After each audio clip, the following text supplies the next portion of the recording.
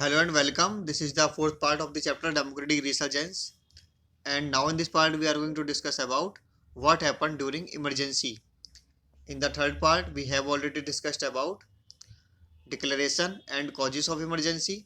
तो इस पार्ट में हम डिस्कस करेंगे कॉन्सिक्वेंसेस के बारे में, इमरजेंसी के परिणाम क्या रहे, जो कि 25 जून 1975 को लगाई गई थी।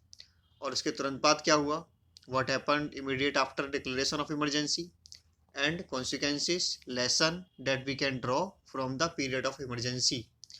So let's begin. Consequences. तो जैसे कि हम देख चुके हैं कि 25 जून 1975 को इंदिरा गांधी के द्वारा पूरे देश भर में इमरजेंसी लगा दी गई थी, क्योंकि इंदिरा गांधी जो प्रोटेस्ट चल रहे थे और जो इलाहाबाद हाई कोर्ट का फैसला आया था इंदिरा गांधी के खिलाफ, वो इन सबसे परेशान हो चुकी थी।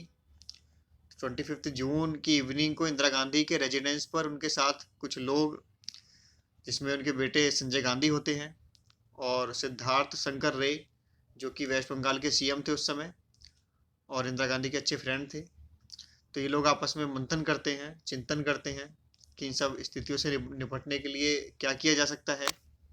और फिर सलाह मशवरा के बाद ये निकल कर आया कि इमरजेंसी लगाई जा सकती है। और इसी के साथ प्रपोजल तैयार करके प्रेसिडेंट के सिग्नेचर के लिए भेजा जाता है। उस समय पर प्रेसिडेंट कौन थे? उस समय पर प्रेसिडेंट थे फखरुद्दीन अली अहमद। तो रात में उनके पास प्रपोजल जाता है सिग्नेचर के लिए for the proclamation of emergency, और उनके इस सिग्नेचर के साथ ही आधी रात में देश भर में इमरजेंसी लगा दी जाती है। All strike, protest and public agitation were banned. जो हड़ताल और प्रोटेस्ट चल रहे थे उन्हें बैन कर दिया जाता है। और इमरजेंसी लगाने के साथ ही उसी रात जितने भी अपोजिशन लीडर्स थे उन्हें गिरफ्तार कर लिया जाता है और उनके खिलाफ प्रिवेंटिव डिटेंशन एक्ट यूज़ किया जाता है। मतलब ये कि सरकार ने, पुलिस ने अरेस्ट करके उन्हें कहाँ रखा है, क्या उन्हें मार दिया गया है, इस सब की जानकारी आपको नहीं मिल सकती, आप कोर्ट नहीं जा सकते। तो देखिए 25 जून को ही अपोजिशन की रैली हुई थी दिल्ली के रामलीला मैदान में, और सभी अपोजिशन लीडर्स वहाँ मौजूद थे। और इसी के साथ सभी लीडर्स को रामलीला ग्राउंड से ही आधी रात को ही गिरफ्तार कर लिया जाता है। जयप्रकाश नारायण भी गिरफ्तार कर लिए गए। Press censorship was introduced. तो देखिए जो दिल्ली में प्रेस थी, जहाँ से न्यूज़पेपर की प्रिंटिंग होती थी, उनकी इलेक्ट्रिसिटी कट कर दी जाती है मिडनाइट, उसी आधी रात को, ताकि सुबह के लिए न्यूज़पेपर पब्लिश ना हो सके। और ये जो न्यूज़पेपर आप देख रहे हैं ये सभी लेट एडिशन है, ये बाद में पब्लिश हुए हैं। तो मिडनाइट में इमरजेंसी लगाने के बाद अर्ली मॉर्निंग सुबह 6 बजे इंदिरा गांधी कैबिनेट की मीटिंग बुलाती हैं इमरजेंसी पर डिस्कशन के लिए। और कैबिनेट में इमरजेंसी के खिलाफ किसी के द्वारा अपोज नहीं किया जाता है। तो आप समझ सकते हैं कि किसी में इतनी हिम्मत नहीं थी कि कोई इंदिरा गांधी के फैसले को अपोज कर सके। तो ये एक तरह से सिर्फ पीएम इंदिरा गांधी का फैसला था। कैबिनेट की मीटिंग बुलाना ये सिर्फ एक फॉर्मेलिटी थी। इसके बाद Indira Gandhi all India radio के हेडक्वार्टर्स से एक ब्रॉडकास्ट करती हैं, देश के नाम एक संदेश देती हैं कि प्रेसिडेंट ने देश में इमरजेंसी लगा दी है और आपको इससे घबराने या परेशान होने की ज़रूरत नहीं है। तो प्रेस सेंसरशिप इंट्रोड्यूस कर दी जाती है। That mean freedom of press was taken away. मतलब प्रेस की आज़ादी ख़त्म कर दी जाती है। And newspaper had to take permission before publishing anything. कुछ भी पब्लिश करने से पहले अब प्रेस को सरकार से पहले परमिशन लेनी होती थी, जिसके लिए बाकायदा सरकार ने मशीनरी बनाई जो ये देखती थी, स्क्रीनिंग करती थी कि कहीं कुछ ऐसा तो पब्लिश नहीं किया जा रहा है जो इमरजेंसी के खिलाफ हो, या सरकार को क्रिटिसाइज़ तो नहीं किया जा रहा है। इस सब की जांच के बाद ही न्यूज़पेपर पब्लिश करने की परमिशन दी जाती थी। तो इस तरह प्रेस की आज़ादी पूरी तरीके से छीन ली जाती है। ये फंडामेंटल राइट्स के प्रोविज़न में भी है। अगर आपने 11th क्लास में पढ़ा है फंडामेंटल राइट्स के बारे में, तो नेशनल इमरजेंसी लागू होने पर फंडामेंटल राइट्स सस्पेंड हो जाते हैं। और फ्रीडम ऑफ प्रेस आता है under freedom of expression, under article 19। Article 19 protection देता है फ्रीडम ऑफ प्रेस को। और जब ये आर्टिकल सस्पेंड कर दिया गया तो इसका मतलब था freedom of press also suspended. इसके अलावा गवर्नमेंट बैंड आरएसएस राष्ट्रीय स्वयंसेवक संघ को बैन कर दिया जाता है, जमात इस्लामी को भी बैन कर दिया गया। फंडामेंटल राइट्स वर सस्पेंडेड, इसके बारे में हम ऑलरेडी डिस्कस कर चुके हैं, इंक्लूडिंग आर्टिकल 32। आर्टिकल 32 में क्या है?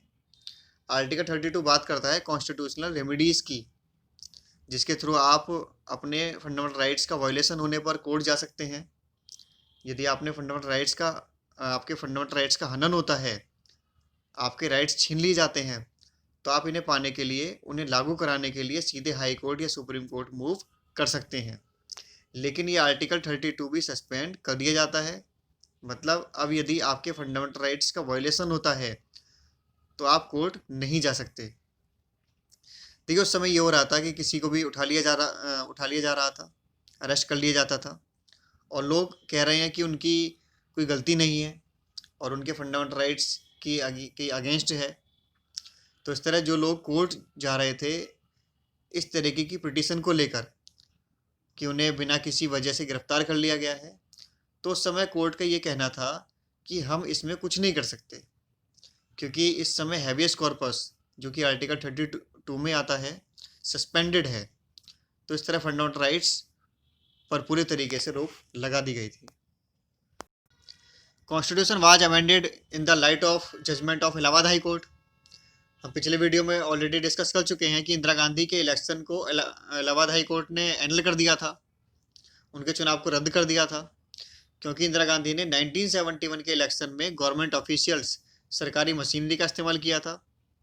और इसके अलावा नेक्स्ट 6 ईयर्स के लिए इंदिरा गांधी के इलेक्शन लड़ने पर भी कोर्ट ने बैन लगा दिया था। तो इस प्रॉब्लम से निपटने के लिए इंदिरा गांधी ने पार्लियामेंट से कॉन्स्टिट्यूशन में अमेंडमेंट करवाया कि election of PM, president and vice president could not be challenged in the court. इन सभी के इलेक्शन को, पीएम का, प्रेसिडेंट का और वाइस प्रेसिडेंट के इलेक्शंस को कोर्ट में चैलेंज नहीं किया जा सकता। और ये अमेंडमेंट उन जजमेंट पर भी लागू होगा जो जजमेंट कोर्ट के द्वारा पास्ट में दिए जा चुके हैं। तो इस तरह इंदिरा गांधी ने खुद को सिक्योर करने के लिए इस तरह का अमेंडमेंट कॉन्स्टिट्यूशन में किया। इसके अलावा 42nd अमेंडमेंट पास किया गया, जिसे मिनी कॉन्स्टिट्यूशन भी कहा जाता है, क्योंकि इस कॉन्स्टिट्यूशनल अमेंडमेंट के थ्रू इतने ज़्यादा अमेंडमेंट किए गए थे कॉन्स्टिट्यूशन में, जिस वजह से इसे मिनी कॉन्स्टिट्यूशन कहा जाता है। और लोकसभा का ड्यूरेशन 5 से 6 ईयर किया गया इस अमेंडमेंट के थ्रू, जो कि एक मेजर चेंज था। लोकसभा का कार्यकाल अब 5 की जगह 6 वर्ष कर दिया गया, जिसका सीधा मतलब था कि अब इलेक्शन 1977 में होंगे, जबकि लोकसभा के इलेक्शन होने चाहिए थे कब? 1976 में। तो इस तरह इंदिरा गांधी ने अपनी सरकार के टेन्योर को भी बढ़ा लिया था। Many political leaders and workers who were not arrested in the first wave went underground and organized protest against the government. तो देखिए इतनी ज़्यादा सख्ताई हो रही थी उस समय सरकार के द्वारा, पुलिस के द्वारा। गवर्नमेंट पूरी तरीके से डोमिनेट हो चुकी थी, लेकिन इसके बावजूद भी ऐसा नहीं था कि सभी ने सब कुछ बहुत इजीली मान लिया था। जो लीडर्स, वर्कर्स किसी तरह से बच गए थे, अरेस्ट नहीं हो पाए थे, उन्होंने अंडरग्राउंड होकर छुपकर गवर्नमेंट के अगेंस्ट प्रोटेस्ट ऑर्गेनाइज किया। लेकिन ज़्यादातर लीडर्स को अरेस्ट कर लिया गया था, जो आज इंडियन पॉलिटिक्स में महान हस्तियों में शामिल हैं, जिनमें हम कुछ इम्पोर्टेंट नाम देखें तो श्री अटल बिहारी वाजपेयी जी, लाल कृष्ण आडवाणी जी, सुब्रमण्यम स्वामी, चंद्रशेखर, चौधरी चरण सिंह जी, नानाजी देशमुख जी, उस समय के आरएसएस चीफ श्री बाला साहेब देवरस जी, एचडी देवगौड़ा, रामविलास पासवान, इनके अलावा नीतीश कुमार जो कि अभी बिहार के सीएम हैं, अरुण जेटली जो कि 2014 से 19 तक फाइनेंस मिनिस्टर रहे हैं, इसके अलावा प्रकाश जावड़ेकर जी जो कि मोदी गवर्नमेंट में यूनियन मिनिस्टर हैं, श्री रविशंकर प्रसाद ये भी अभी यूनियन मिनिस्टर हैं, अभी के वाइस प्रेसिडेंट श्री वेंकैया नायडू जी, इन सभी ने इमरजेंसी के दंश को झेला, इन सभी को झेल जाना पड़ा। तो इस तरह जिन्हें हम आज पावर में देख रहे हैं, ये सभी उस समय अपोजिशन का रोल प्ले कर रहे थे, और इन सभी ने इमरजेंसी के दौरान गिरफ्तारी दी, ये सभी अरेस्ट हुए। इसके अलावा newspapers like Indian Express and Statesman protested against censorship. ये जो न्यूज़पेपर आप देख रहे हैं, तो इसमें ये न्यूज़पेपर क्या करते थे, ये न्यूज़पेपर का पार्ट ब्लैंक छोड़ दिया करते थे, जिसका मतलब था कि हम कुछ पब्लिश करना चाहते हैं, जनता को कुछ बताना चाहते हैं, लेकिन गवर्नमेंट की सेंसरशिप की वजह से हम पब्लिश नहीं कर पा रहे हैं। लेकिन कुछ समय बाद गवर्नमेंट ने इस पर भी रोक लगा दी थी कि आप न्यूज़पेपर का कोई पार्ट ब्लैंक नहीं छोड़ सकते हैं, कोई कॉलम ब्लैंक नहीं छोड़ सकते हैं। इसके अलावा कुछ बहुत पॉपुलर मैगजीन थी उस समय, लाइक सेमिनार, मेन स्ट्रीम, जिन्होंने बंद करने का फैसला लिया।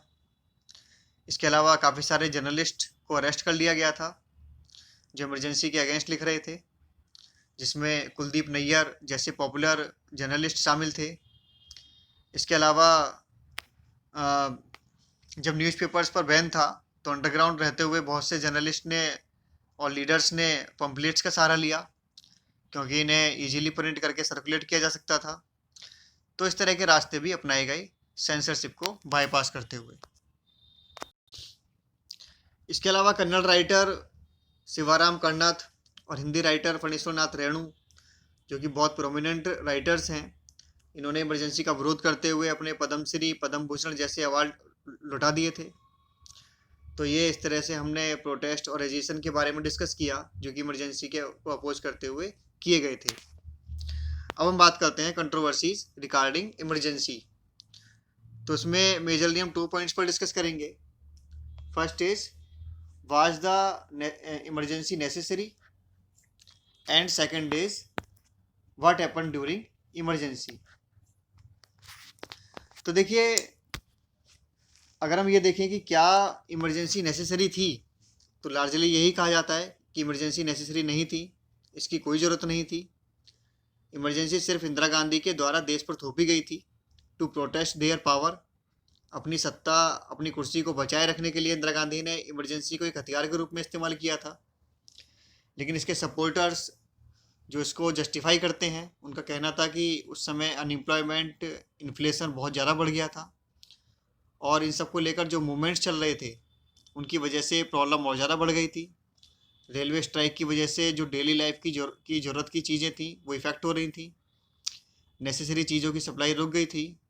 और इसके अलावा मूवमेंट्स की वजह से जो जयप्रकाश नारायण जी और अपोजिशन के द्वारा चलाया जा रहा था, सरकार ठीक तरीके से काम नहीं कर पा रही थी। इसके अलावा जयप्रकाश नारायण ने पुलिस और आर्मी ऑफिशियल्स को ये कहा था 25 जून की रैली में कि इस समय की गवर्नमेंट, इंदिरा गांधी की सरकार इलीगल है according to Allahabad high court judgment. तो ऐसी इलीगल गवर्नमेंट के इमोरल ऑर्डर्स को उन्हें नहीं मानना चाहिए और उन्हें कोई भी फैसला अपने विवेक से लेना चाहिए। जैसे इंदिरा गांधी ने ऑल इंडिया रेडियो पर जो उन्होंने ब्रॉडकास्टिंग की थी, ये बताया कि आर्मी और पुलिस को सरकार के खिलाफ भड़काया जा रहा है, जो कि एक इंटरनेशनल कॉन्स्पिरेसी है, अंतर्राष्ट्रीय साजिश उनके खिलाफ रची जा रही है, जो कि सरकार को अस्थिर करना चाहती हैं। लेकिन इमरजेंसी के बाद जब इमरजेंसी की जांच के लिए शाह कमीशन गठित किया गया तो उसमें इंदिरा गांधी इंटरनेशनल कॉन्स्पिरेसी को साबित नहीं कर पाई थी। जो भी क्वेश्चन शाह कमीशन के द्वारा इंदिरा गांधी से पूछे गए, उन्हें साइलेंट रहकर इंदिरा गांधी ने रिफ्यूज़ कर दिया था। और जो अपोनेंट्स हैं इमरजेंसी के, उनका कहना है कि इमरजेंसी की कोई ज़रूरत नहीं थी, क्योंकि जो मूवमेंट्स चल रहे थे सरकार उन्हें दूसरे तरीके से भी टैकल कर सकती थी और ये मूवमेंट्स कोई वायलेंट नहीं थे, ये सभी मूवमेंट्स पीसफुल थे।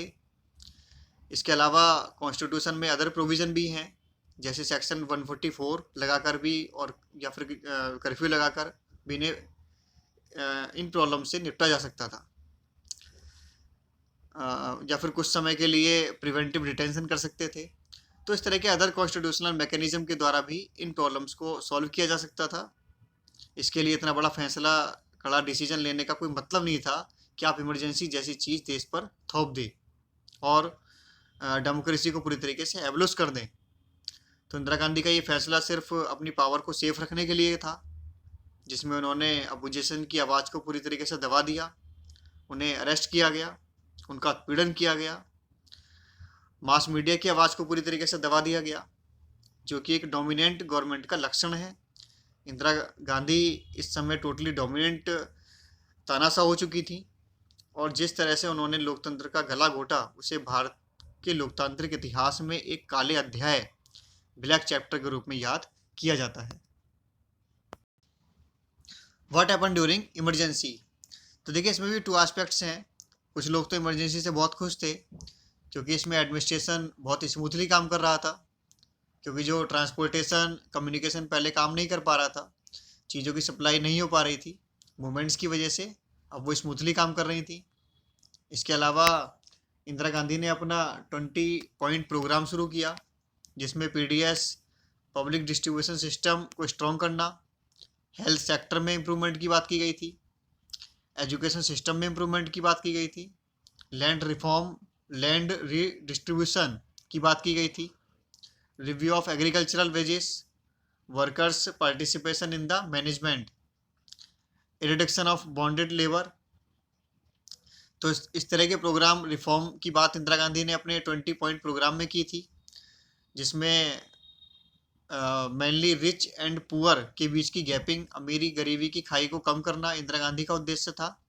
लेकिन सच ये था कि ये प्रोग्राम फुलफिल नहीं हुए, इम्प्लीमेंट नहीं हो पाए और लोग बहुत ज़्यादा परेशान हुए इमरजेंसी से।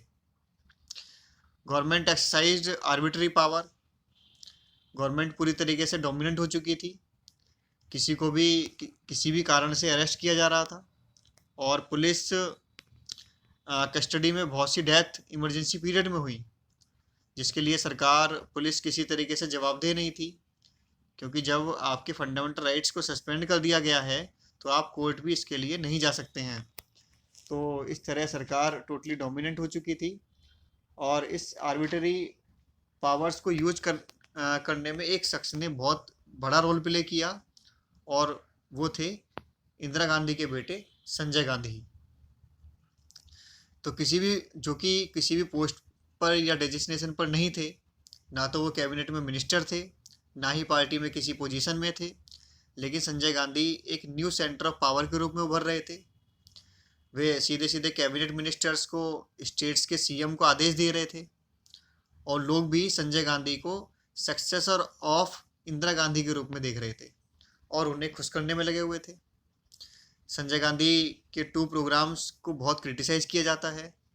एक तो उन्होंने family planning, sterilisation programme forcefully implement किया जिसमें ज़बरदस्ती नसबंदी कराई गई, और दूसरा था डिमोलिशन प्रोग्राम जिसमें दिल्ली के ब्यूटिफिकेशन के लिए झुग्गी झोपड़ियाँ हटाई गई। इसके लिए आपकी बुक में जो चैप्टर है उसमें एक बॉक्स में इसके बारे में दिया गया है जो कि तुर्कमान गेट डिमोलिशन के नाम से है। इसको आप रीड करिए। ये बहुत कंट्रोवर्शियल केस था जिसमें बहुत से लोगों की जान भी गई थी।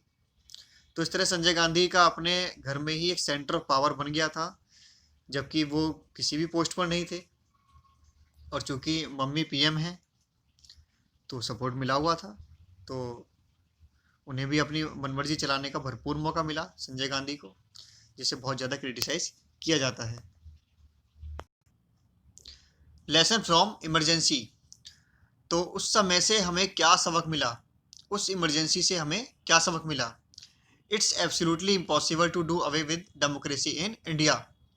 डेमोक्रेसी को एवोल्यूट कर पाना इंडिया में इतना आसान नहीं है।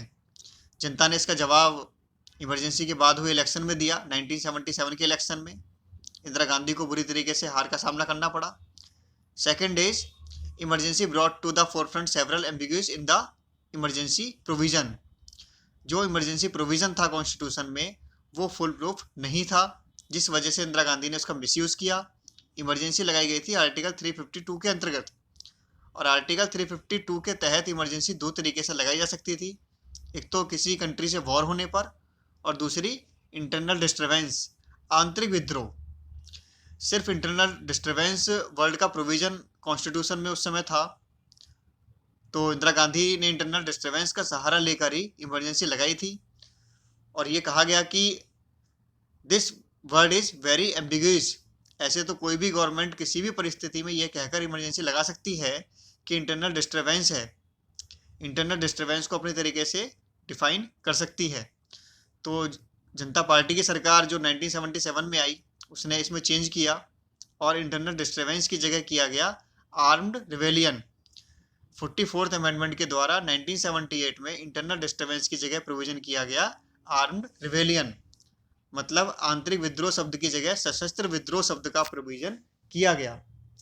और इसी के साथ ये प्रोविजन भी किया गया कि कैबिनेट की लिखित सहमति भी इमरजेंसी लगाने के लिए होनी चाहिए, क्योंकि इंदिरा गांधी के द्वारा जो इमरजेंसी लगाई गई थी उसमें कैबिनेट की सहमति नहीं ली गई थी, सिर्फ एक औपचारिक बैठक इंदिरा गांधी के द्वारा नेक्स्ट डे की गई थी।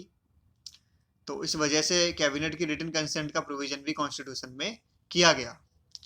Next is emergency emphasise the importance of civil liberties and the court responsibilities to protect them.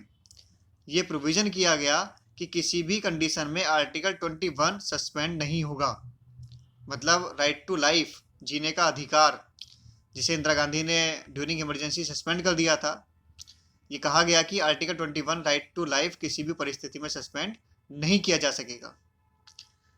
It also includes A rethinking on the extent and limits of popular protest.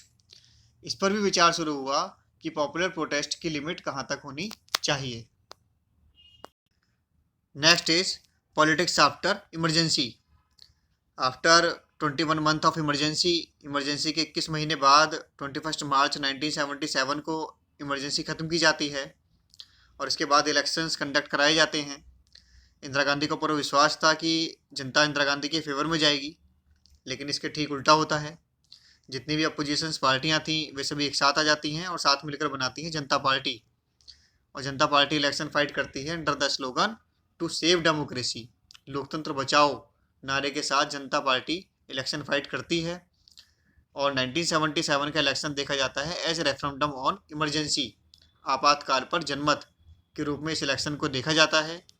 और जनता party इस election में 330 सीटें जीतती है out of 542, और कांग्रेस सिर्फ 154 सीटों पर ही सिमट कर रह जाती है। और जैसा कि आप इस मैप में देख रहे हैं कि ये जो ग्रीन वाला पोर्शन है इसमें जनता पार्टी ने सीटें जीती, और इस तरह नॉर्थ इंडिया से कांग्रेस का लगभग पूरी तरीके से सफाया हो जाता है। नॉर्थ इंडिया से कांग्रेस का सफाया इसलिए हुआ क्योंकि ज़्यादातर इमरजेंसी का इम्पैक्ट नॉर्थ इंडिया में पड़ा था, इसलिए नॉर्थ इंडिया की जनता ने कांग्रेस को रिजेक्ट कर दिया। तो इस तरह उत्तर प्रदेश से, बिहार से, गुजरात से कांग्रेस पूरी तरीके से साफ़ हो चुकी थी इन 1977 इलेक्शन, और इस तरीके से अनडेमोक्रेटिक गवर्नमेंट को वोटर्स के द्वारा पनिश किया गया। और इंदिरा गांधी खुद रायबरेली से हार गई, संजय गांधी अमेठी से हार गए, और इसके बाद जनता पार्टी की सरकार बनती है और मोरारजी देसाई प्राइम मिनिस्टर बनते हैं।